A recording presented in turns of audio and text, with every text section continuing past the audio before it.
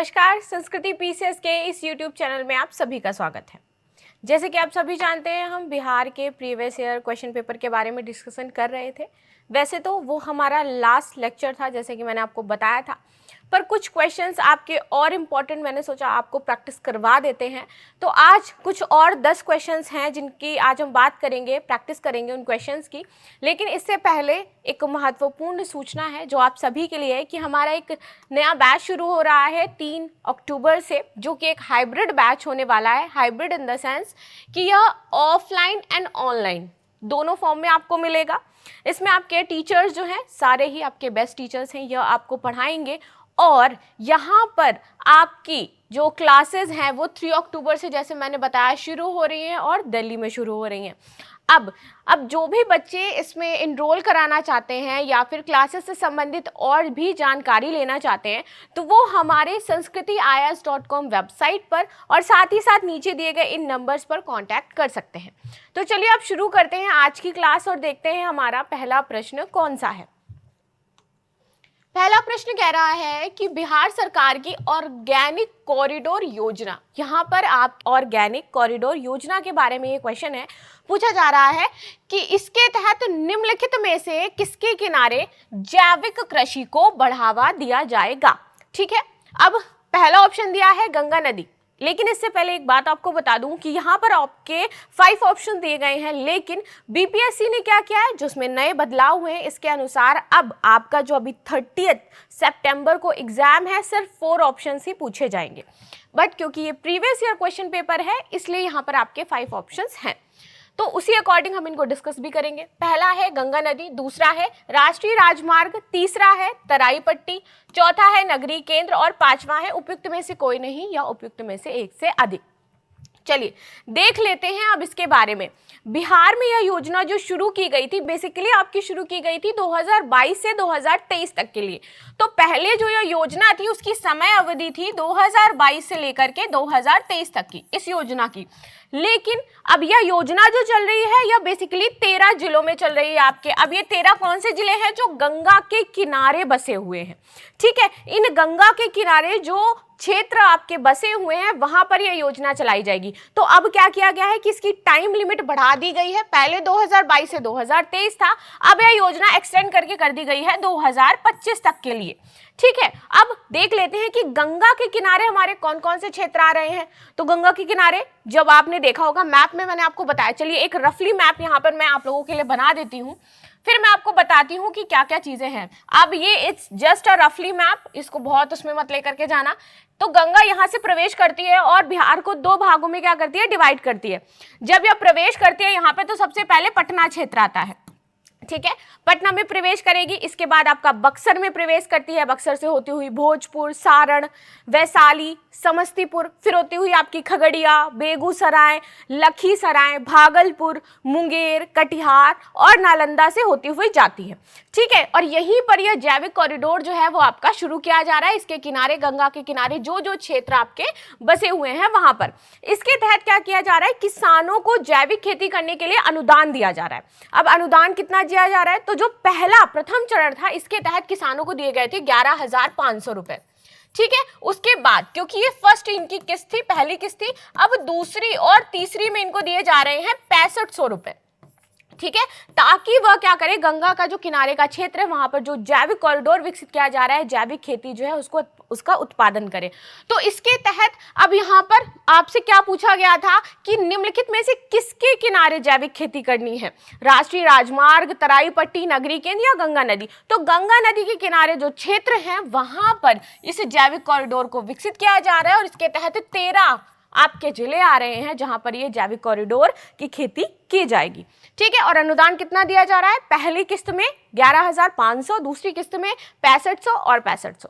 चलिए अब देख लेते हैं सेकंड क्वेश्चन क्या कह रहा है हमारा कि बिहार से होकर जाने वाला राष्ट्रीय राजमार्ग, यहाँ पे राष्ट्रीय राजमार्ग के बारे में पूछ रहे हैं। पहला ऑप्शन राष्ट्रीय राजमार्ग नंबर 3। ठीक है, अब ये शॉर्ट फॉर्म में लिखा हुआ है र ना।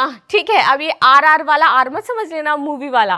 ठीक है, तो राष्ट्रीय राजमार्ग नंबर 8, राष्ट्रीय राजमार्ग नंबर 22 या 22। राष्ट्रीय राजमार्ग नंबर आपका 23 और अंत वाला है उपयुक्त में से कोई नहीं या उपयुक्त में से एक से अधिक। जैसे कि मैंने बताया कि सिर्फ 4 ऑप्शंस ही आएंगे आपके इस वाले परीक्षा में। तो चलिए देख लेते हैं कि इसके अकॉर्डिंग इसमें कौन कौन सी चीजें दी हैं। हाँ, एक और चीज आपको मैं पहले ही बताना चाहती हूँ, ये जो क्वेश्चंस हैं ये काफी पुराने हैं आपके ये 47 तो 45th बीपीएससी के भी इसमें इंक्लूडेड है, 50th बीपीएससी के भी इसमें इंक्लूडेड है, और इसमें वो क्वेश्चंस भी इंक्लूडेड हैं जब झारखंड बिहार का राज्य था, झारखंड बिहार का क्षेत्र था, ठीक है, राज्य नहीं था। मतलब झारखंड किस में आता था, बिहार के अंतर्गत ही आता था। तो आपको एक दो क्वेश्चन ऐसे देखने को मिलेंगे जहां पर उसका जो राइट आंसर है वर्तमान के अकॉर्डिंग वो झारखंड होगा, लेकिन क्योंकि वो क्वेश्चन 1999 में पूछा गया था और झारखंड अलग हुआ था कब, 15 नवंबर 2000 में, तो इस अकॉर्डिंग उसका राइट आंसर झारखंड हो जाता है। चलिए, लेकिन फिर भी अभी देख लेते हैं, वो जो क्वेश्चन आएगा तो आपको खुद ही पता चल जाएगा कौन सा वाला वो क्वेश्चन है। तो राष्ट्रीय राजमार्ग नंबर 23 तत्कालीन संयुक्त बिहार के, यहाँ पे बात क्या कर रहा है, देखिए ये एक चीज मेंशन है यहाँ पर, तत्कालीन संयुक्त बिहार के 4 से रांची, गुलमा, पालकोट तथा ठिठैत नगर को जोड़ता था, ठीक है। 30 नवंबर 2018 के अनुसार बिहार से निम्न राष्ट्रीय मार्ग जो है वो गुजरते हैं, कौन कौन से, 27, 31, 33, 231, 327, 227, 22, 120, 19 GQ आदि। तो ये राजमार्ग यहां से क्या करते हैं, प्रवेश करते हैं बिहार से, ठीक है। बिहार में राष्ट्रीय राजमार्ग की कुल लंबाई जो है वो 31 अगस्त 2021 तक जो आंकड़े उपलब्ध हैं उसके अनुसार 5940 किलोमीटर है, जहां पे जो राजमार्ग की लंबाई है, ठीक है। राष्ट्रीय राजमार्ग संख्या 27 सबसे लंबा है, जिसकी लंबाई कितनी है, 487। यदि आपसे ये पूछ लेगा कि सबसे लंबा राष्ट्रीय राजमार्ग बिहार का कौन सा है, तो याद रखना है संख्या इसकी 27 और लंबाई इसकी है 487। तो इस अकॉर्डिंग इसका जो राइट आंसर हो जाता है वो हो जाता है राष्ट्रीय राजमार्ग नंबर 23, ठीक है, याद रखिएगा। चलिए अब देखते हैं तीसरा प्रश्न हमारा क्या पूछ रहा है, छोटा नागपुर के जंगल हैं। क्वेश्चन ध्यान से सुनने का, समझने का प्रयास करना कि यहाँ पे क्या कह रहा है कि छोटा नागपुर के जंगल हैं। कैसे जंगल हैं ये, सदाबहार हैं, पतझड़ हैं, सवाना हैं या कांटेदार हैं।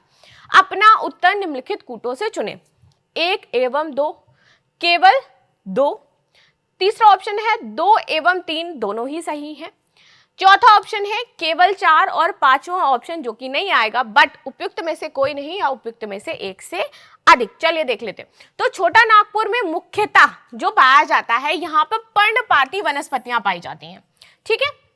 अब जिसमें से आपका क्या क्या देखने को मिलेगा, महुआ, खैर, ठीक है। यहाँ पर आपका सेलम भी देखने को मिलेगा, शीशम, आम के पेड़, बरगद, ये सारी चीजें जो पेड़ हैं यहाँ पर प्रमुख हैं। साथ ही यहाँ सवाना प्रकार के वन भी पाए जाते हैं, तो सवाना वहां पर मेंशन था, ठीक है। घास भूमियां, झाड़ियां, यत्र तत्र वृक्षों की उपस्थिति भी यहाँ पर देखी जाती है। तो बेसिकली आपसे यहाँ पे क्वेश्चन क्या था, क्वेश्चन था कि छोटा नागपुर के जंगल में सदाबहार, पतझड़, सवाना और कांटेदार जो वृक्ष हैं वो मिलते हैं, क्षेत्र है। तो यहाँ पर पतझड़ का भी क्षेत्र है और सवाना का भी क्षेत्र है, ठीक है। इस अकॉर्डिंग आपका राइट आंसर जो हो जाता है वो सी हो जाता है, क्योंकि पतझड़ और सवाना दोनों ही सही है। सी इज द आपका राइट आंसर, ठीक है। तो मुख्यतः यहाँ पे पर्णपाती वनस्पतियां पाई जाती है। यदि पेड़ों की बात करूं मैं तो यहाँ पे महुआ, खैर, सेलम, शीशम, आम, बरगद आज प्रमुख वृक्ष पाए जाते हैं।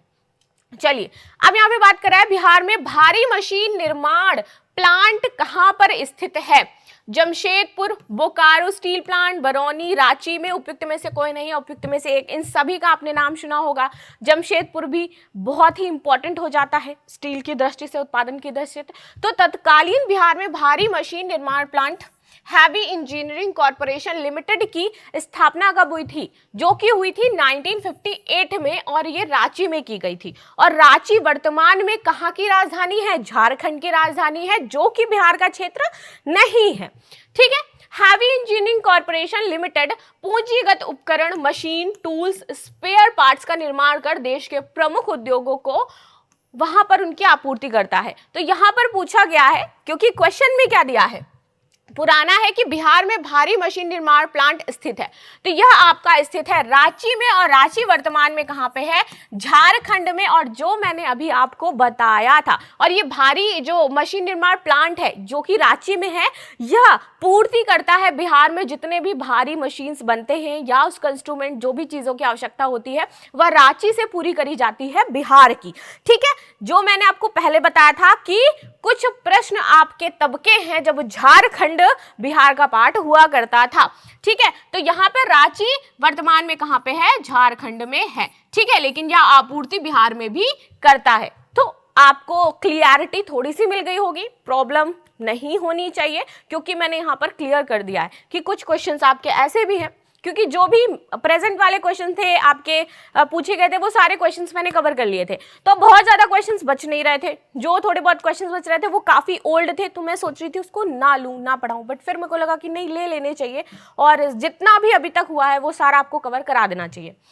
चलिए, तो तत्कालीन बिहार की बात करी है तो मशीन निर्माण plant heavy engineering corporation limited की स्थापना कब हुई थी? 1958 में हुई थी, जब झारखंड बिहार का पार्ट हुआ करता था। लेकिन अभी भी यह बिहार में क्या करता है? जो हैवी इंस्ट्रूमेंट्स होते हैं, मशीन, टूल्स, स्पेयर पार्ट्स होते हैं, इनकी पूर्ति बिहार में करता है।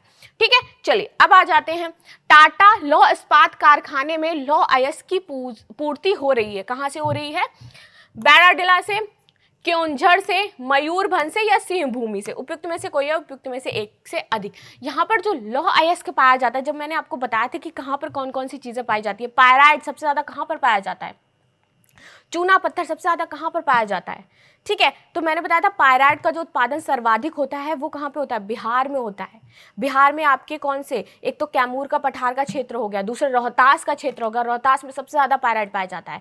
ठीक है, रोहतास में ही आपका चूना पत्थर भी पाया जाता है, कैमूर में पाया जाता है। ठीक, तो ये सारी चीजें मैंने आपको कवर करी थी। तो जब हम ये पढ़ रहे थे कि कहाँ पे कौन सी चीजें पाई जाती है, अभ्रक आपका गया में पाया जाता है सर्वाधिक मात्रा में। ठीक है, तो सिंहभूम में ये लौह अयस्क की जो प्राप्ति है, पूर्ति है, वो की जाती है टाटा लौह इस्पात में। कहाँ से की जाती है? सिंहभूम से की जाती है। ठीक है, चलिए अब आगे आ जाते हैं। राइट आंसर यही है, सिंहभूमि क्षेत्र से होती है। आगे आ जाते हैं, निम्नलिखित में से कौन सा स्थान बिहार में वन्य जीव वाइल्ड लाइफ के लिए प्रसिद्ध है? यहाँ पे पूछा है वाइल्ड लाइफ के लिए कौन सा आपका क्षेत्र है जो प्रसिद्ध है। यदि मैं भागलपुर की बात करूं तो यहाँ पे आपका विक्रमशिला गंगा डॉल्फिन पड़ता है, विक्रमशिला गंगा डॉल्फिन अभयारण्य। ठीक है, ये आपका पड़ता है। पटना की यदि मैं बात करूं तो पटना में आपका संजय गांधी जैविक उद्यान उपस्थित है। ठीक है, जैविक उद्यान। अब आ जाते हैं गया की यदि मैं बात करूं तो गया में आपका ये वन्य जीव वाइल्ड लाइफ के लिए यह प्रसिद्ध है, और यहाँ पर आपका गौतम बुद्ध वन्य जीव अभयारण्य उपस्थित है। ठीक है, इसलिए यह इंपॉर्टेंट हो जाता है, इसलिए आपका राइट आंसर यहाँ पे क्या हो जाएगा? बी हो जाएगा, दैट इज गया। चलिए अब आगे चलते हैं। कोयले पर चलने वाले 3 थर्मल पावर स्टेशन जो बिहार में स्थित हैं वह इस प्रकार हैं। अब यह वाला क्वेश्चन जो है आपका कि थर्मल पावर की यहाँ पे बात कर रहा है, ये क्वेश्चन आपका पूछा गया था 1999 में। ठीक है, जब झारखंड पार्ट हुआ करता था किसका? बिहार का। ठीक है, लेकिन झारखंड कब अलग हो गया बिहार से? तो 15 नवंबर 2000 को झारखंड अलग हो गया। बिहार का जो दक्षिणी पठारी क्षेत्र था वो काट करके झारखंड का निर्माण कर दिया गया। चलिए, तो पर इसके ऑप्शंस देख लेते हैं और राइट आंसर भी इसका ढूंढते हैं क्या है भाई। पहला दे रहा है चंद्रापुर, पंचाट, बरौनी। दूसरा है बोकारो, पंचाट और चंद्रापुर, बरौनी, चंद्रापुर और संतालडीह। चौथा है बोकारो, चंद्रापुर और संतालडीह, और पांचवा है उपयुक्त में से कोई नहीं, उपयुक्त में से एक से अधिक। चलिए, तो यहां पर देख लेते हैं भाई क्या ही चीजें दी हुई हैं। बोकारो स्टील प्लांट वर्तमान में कहां पर है? बोकारो की यदि मैं बात करूं तो यह चंद्रापुर, बोकारो और संतीला, ये तीनों थर्मल पावर स्टेशंस हैं जो कि वर्तमान में आपके झारखंड में पड़ते हैं। बोकारो झारखंड में। ठीक है, जो कोयला आधारित हैं और वर्तमान में तीनों ही कहां पर हैं, आपके झारखंड राज्य में पड़ते हैं। लेकिन यदि मैं प्रेजेंट की बात करूं, जब झारखंड क्या हुआ, बिहार से अलग हो गया, इसके बाद कौन से ऐसे प्लांट हैं जो बिहार में पड़ते हैं, तब आपका आ जाता है बरौनी, बाढ़ और कहलगांव। ठीक है, अब बिहार में देखा जाए तो कोयला आधारित कौन से प्लांट हैं, थर्मल पावर स्टेशन है, तो बरौनी, बाढ़ और कहलगांव हैं। क्योंकि अब पहले का क्वेश्चन था, मैंने ऑप्शन से कोई छेड़छाड़ नहीं करी, जैसा ऑप्शन थे मैंने वैसा ही आपको दिया। लेकिन राइट आंसर, क्योंकि अब बिहार की बात करा है, वो प्रश्न जो था वो आपका 1999 में पूछा गया था। ठीक है, अब यदि कभी भी क्वेश्चन आता है कि कोयला आधारित, क्योंकि अब थोड़ा ट्रेंड चेंज हो गया, अब इस टाइप के क्वेश्चन जनरली पूछता नहीं है बिहार, लेकिन फिर भी यदि आता है तो वर्तमान में यदि कोयला आधारित आपके थर्मल स्टेशन से बात करी जाए तो बरौनी, बाढ़ और कहलगांव आपके राइट आंसर होंगे, यदि आपके ऑप्शंस में दिए गए होंगे। ठीक है, और जो ऑप्शन भी दिया था उसके अकॉर्डिंग बोकारो, चंद्रापुर और संतालडीह ये थर्मल पावर थे, लेकिन अब ये कहाँ पे मौजूद हैं, झारखंड में मौजूद है। ठीक है, तो अब इसका कोई उस तरह से मैं कह नहीं सकती कि राइट आंसर क्या है, बट जो राइट आंसर यहाँ पे है ये है बरौनी, बाढ़ और कहलगांव। ठीक है, पहले के अकॉर्डिंग जो राइट आंसर था आपका वो मैं बता दूं, बोकारो, चंद्रापुर और संतीलडह था, जब अलग नहीं हुआ था। ठीक है, तो कमेंट सेक्शन अब ऐसे मत भर देना, मैम गलत बताया आपने, मैम ऐसा हो ही नहीं सकता, मैम सही से पढ़ाया करो, क्योंकि आपके सारे कमेंट मैं पर्सनली देखती हूँ, मैं पर्सनली पढ़ती हूँ। बहुत सारे बच्चे थैंक यू, बहुत अच्छी कमेंट भी करते हैं। बहुत सारे बच्चे होते हैं जिनको कुछ डाउट होता है, तो डाउट होता है वो डाउट अपना क्लियर करते हैं। कई बार मैं प्रयास करती हूँ कि पर्सनली जा करके उसका कमेंट में आपके जो क्वेश्चन है उसका आंसर दे पाऊँ। ठीक है, तो चलिए अब शुरू करते हैं। बिहार में लीची उत्पादन से संबंधित क्वेश्चन दिया गया है, 8 नंबर क्वेश्चन है। यहाँ पर पूछ रहे हैं कि भारत में जो लीची का उत्पादन, बिहार में जो लीची का उत्पादन होता है, वैसे बिहार की जो शाही लीची है उसको जीआई टैग भी मिला हुआ है, तो उसका भारत के उत्पादन में कितना प्रतिशत है जो बिहार की लीची उत्पादित होती है? 60% है, 50% है, 74% है, 80% है, उपयुक्त में से कोई नहीं, उपयुक्त में से एक से अधिक। तो वर्तमान के यदि मैं डेटा की बात करूं कि कितना प्रतिशत भाग जो है वो बिहार में उत्पादित होता है लीची का भारत के, तो दैट इज 74%। 74% उत्पादन होता है लीची का। ठीक है, लीची भारत का सबसे अधिक पसंद किया जाने वाला फ्रूट है। ठीक है, मुख्य रूप से बिहार, पश्चिम बंगाल, असम, झारखंड में और कुछ हद तक त्रिपुरा, पंजाब, उत्तराखंड और उड़ीसा में केंद्रित है, यहाँ पर मतलब उत्पादित होते हैं। बिहार का लीची उत्पादन भारत के उत्पादन का 74% है। बिहार लीची उत्पादन में अग्रणी राज्य है, जिसके बाद आपका आ जाता है पश्चिम बंगाल और असम तीसरे स्थान पर आ जाते हैं। ठीक है, अब ये डेटा होता है जो हर साल डे बाय डे चेंज होता रहता है। कहीं पर आपको ये 74 की जगह 75 भी दिख जाएगा, कहीं पे आपको अगर पुराना डेटा उठा करके देखो तो ये 40% भी दिख जाएगा, क्योंकि जब का ये क्वेश्चन है तब बिहार था 40% उत्पादित कर रहा था, लेकिन वर्तमान में जो इसका उत्पादन है दैट इज 74% है। ठीक है, सबसे ज्यादा उत्पादित कर रहा है। अभी आगे आ जाते हैं। बिहार में मैथन डैम की बात कर रहा है कि ये क्या काम करता है, ताप शक्ति, जल शक्ति, अणु शक्ति, सौर शक्ति या उपयुक्त में से कोई नहीं। किसका उत्पादन करता है, किसका निर्माण करता है? ठीक है, डैम से। बेसिकली डैम से बिजली का उत्पादन तो किया ही जाता है। पानी आप देखते हो जितने भी डैम बने हैं वहां से बिजली उत्पादित होती है ना, जल से, कि नहीं होती है? कमेंट में बताओ, मैं तो भूल गई, मुझे तो याद ही नहीं है। देखिए, नवीकरणीय ऊर्जा को बढ़ावा दिया जा रहा है, आपके सौर ऊर्जा को बढ़ावा दिया जा रहा है। ठीक है, ताकि हम जो बहुत ज़्यादा केंद्रित हैं जल से जो ऊर्जा मतलब उत्पादित होती है, तो हम जा रहे हैं कि धीरे धीरे हम जीरो एमिशन पे पहुँचे, और जो पर्टिकुलरली हम जिस क्षेत्र में उत्पादन कर रहे हैं बिजली का, वहाँ से हट करके हम नवीकरणीय ऊर्जा की तरफ जाएं। ठीक है, सौर ऊर्जा की तरफ जाएं, पवन ऊर्जा की तरफ जाएं। लेकिन इस पे वर्क हो रहा है, देखते हैं कब तक ये कितना आगे सक्सेसफुल होता है। चलिए, तो यहाँ पे बात कर रहे हैं मैथन डैम का निर्माण जो हुआ है वो दामोदर की सहायक और बराकर नदी है, इस पर किया गया है, और यहाँ पर जल विद्युत संयंत्र की स्थापना की गई है। क्योंकि यहाँ पर जैसे मैंने बोला था ना कि डैम में बेसिकली क्या किया जाता है, विद्युत का उत्पादन किया जाता है, जल विद्युत, तो उसका स्थापना किया गया है। मैथन डैम, मैथन बांध झारखंड के धनाबाद जिले में है, जबकि मैथन जल विद्युत स्टेशन पश्चिम बंगाल में स्थित है। ठीक है, तो मैथन डैम झारखंड के धनाबाद जो जिला है वर्तमान में वहां पर है, और जो मैथन जल विद्युत स्टेशन है वो वर्तमान में कहां पे है, पश्चिम बंगाल में है। ठीक है, अगेन यह क्वेश्चन मैंने जो बताया आपको कि यहाँ पे अगर आंसर देखोगे तो आपको लगेगा यहाँ पे तो झारखंड होना चाहिए, लेकिन कुछ क्वेश्चंस ऐसे हैं जो 1999 से पहले के हैं, इसलिए आपका ये दिया हुआ है। चलिए, पुराना बिहार का कितना प्रतिशत जमीन लेकर के झारखंड राज्य बना है?